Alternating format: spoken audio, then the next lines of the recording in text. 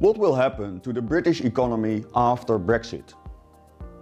It depends on the outcome of the negotiations between the UK and the EU. If it is a soft Brexit, with trade going on much as before, the impact may be modest.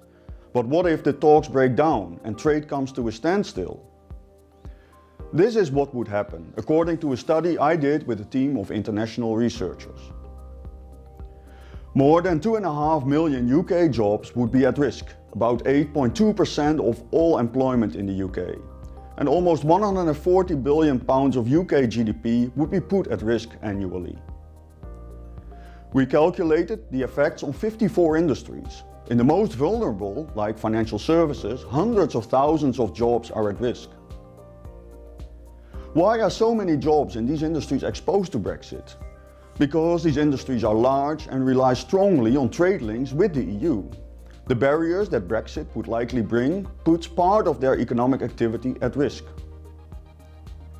You can see that important manufacturing and primary industries are at risk, but services industries will most likely be hit too. This is because knock-on effects go all the way up the supply chain. Export-intensive manufacturing companies require several types of services to run their businesses. Reduced manufacturing exports will therefore cause reductions in services output and employment. You might be wondering, how about the countries in the rest of the EU which export to the UK? They are set to be affected too. Above all, Ireland's economy might well suffer big time, with up to 10% of its GDP at risk in some regions. In regions of southern Germany, more than 6% of GDP is at risk in some places. These regions have specialized in adding value in supply chains of highly tradable manufacturing products, such as cars. Regions in the Netherlands and Belgium are threatened as well. The large risk for regions in these countries are related to how close they are to the UK.